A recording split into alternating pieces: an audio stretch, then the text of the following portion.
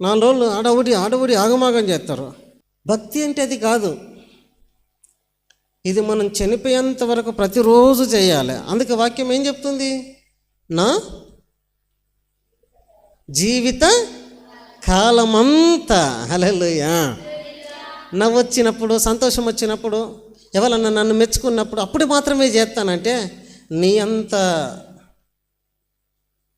పనికి రాని ఆలోచనలు కలిగిన వాళ్ళు ఇంకెవరు లేరు అని అర్థం. ఎవరో వచ్చి నిన్ను మెచ్చుకుంటే ఎవరైనా చేస్తారు మెచ్చుకున్నప్పుడు కదా. మెచ్చుకుంటే ఎవరైనా నవ్వుతారు. మెచ్చుకుంటే నవ్వేది గొప్పతనం కాదు, నిన్ను తిడితే నవ్వేది గొప్పతనం. నిన్ను ఎవరైనా వచ్చి తిట్టిరు అనుకో, అనవసరంగా తిట్టారు, వేస్ట్గా తిట్టారు, నువ్వేమనలే, ఏం తప్పు చేయలే, వాటికైనా వచ్చి నిన్ను తిట్టారు, అప్పుడు నవ్వడం నేర్చుకోవాలి. అది ఆశీర్వాదం అంటే, అది నిజమైన నవ్వు అంటే. కానీ తిడితే ఎవరైనా ముఖం మాడతారు, మెచ్చుకుంటే ఎవరైనా నవ్వుతారు. అవునా కదమ్మా?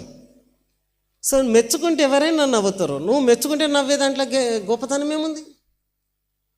ఏం లేదు. నేను మెచ్చుకుంటే నవ్వుతానా అని అంటే ఎవరైనా నవ్వుతారు, అది అందరూ చేసే పని. అన్యులు కూడా అట్టని చేస్తారు. దేవుడు అంటే తెలియని వాళ్ళు అట్టని చేస్తారు, దేవుని ప్రేమ తెలియని వాళ్ళు అట్టని చేస్తారు, స్వార్థపరులు అట్టని చేస్తారు. సరే, అప్పుడు నువ్వు అట్టని చేసినావు, ఇంకే తేడా ఏమున్నది?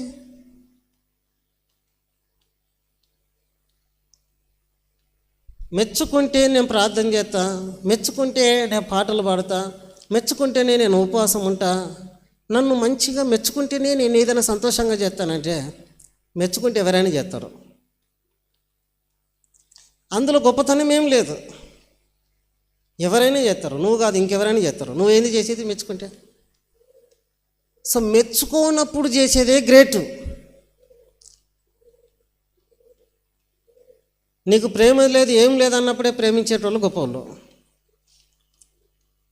నాకు అసలు నీకు మంచితనమే లేదన్నప్పుడు మంచితనాన్ని చూపెట్టేటోళ్ళు గొప్పవాళ్ళు. వాళ్ళు నిజమైనటువంటి దేవుని బిడ్డలు.